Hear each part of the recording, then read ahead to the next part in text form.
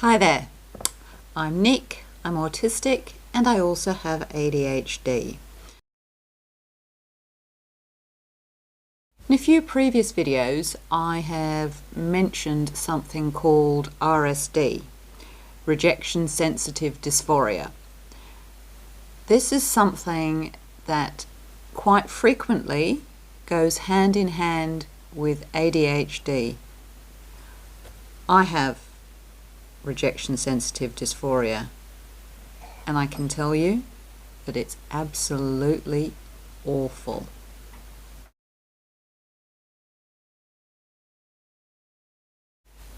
So what is rejection sensitive dysphoria? Well, basically it is an extreme and deeply intense emotional reaction to either rejection, actual rejection, or even perceived rejection. I can fall into a depressed state quite easily from something as simple as an email with a tone that I find critical. It really hurts me, and I don't know what to do. I then want to avoid that person. If that person's in a group, or at work, I don't want to go in. I don't want to be around them. I just feel absolutely consumed by what an awful person I must be that I've been rejected yet again. It's really hard to bear. Now, if I'm rejected by a love interest, as it were, well, that's where, things actually do get, really rough. Now, I might know that I'm not like madly in love with this person. I might be very, very attracted to this person. I might really want to get to know them and go off into my little fantasy world about having a relationship with this person. But the moment I am rejected, I fall into this terrible hole. It's a sudden, all-enveloping, all-consuming, deep depression, complete with suicidal ideation. It is really scary for those around me when this happens. Because of this, because of the deep sensitivity, because of the extremity, the extreme emotions that accompany being rejected, this is why people like me are often misdiagnosed with things like borderline personality disorder or any other kind of, swinging mood disorder that we could be thought of as being bipolar, because, 1 minute we're fine, then we get rejected and down we go in a big way. So it's really important, if you're in this situation, to seek professional help. So what impact has RSD had on my life? Because I have this whole fear of rejection all the time and very low self-esteem, because I have been rejected a lot. Excuse me, I'm having some miso soup.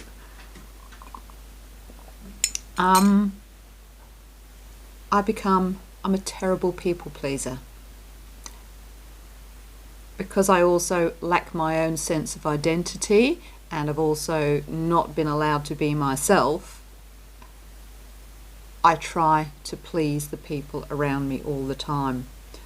And this just makes things worse, because I can never be my authentic self. And you can never please anybody. So people pleasing doesn't work, and it just causes huge amounts of psychological damage. The other thing that people who have RSD tend to do, apparently, we become avoidant, as in, because we expect to be hurt, and I am a classic example of this one too, I avoid relationships. People think I'm introverted and I've been accused of having social phobia, etc. No, I don't have social phobia. I have social difficulties because I have difficulties communicating and I have sensory overwhelm. But the other part of it is I am accustomed to rejection. I am accustomed to being told that I am weak, that I am a failure. And it hurts. It really hurts to be told this over and over again. For people who suffer RSD, we feel it much more strongly than people who don't feel it. We are not weak. It is part of a medical condition.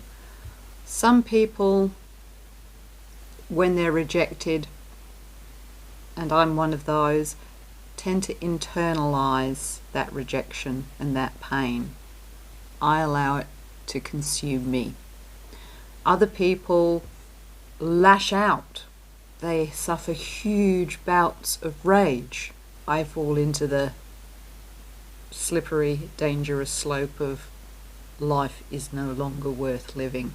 So this has impacted me by avoiding relationships, avoiding social situations, hiding myself away in a work situation, trying very hard to be as invisible as I can, just making myself as small and tiny and insignificant as possible, to the point where I have ended up believing that I am hopeless, useless, insignificant, unworthy, unlovable, incapable,